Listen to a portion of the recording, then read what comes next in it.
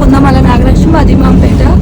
నాన్న ప్రేమ గురించి, ఎందుకంటే కన్ను తండ్రి తల్లిదండ్రులు లేని మనం ఎక్కడా లేవు.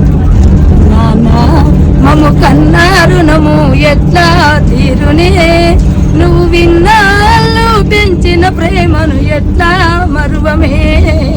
నాన్న మమ్ము కన్నా రుణము ఎట్లా తీరునే, నువ్వు విన్నాళ్ళు పెంచిన ప్రేమను ఎట్లా మరువమే.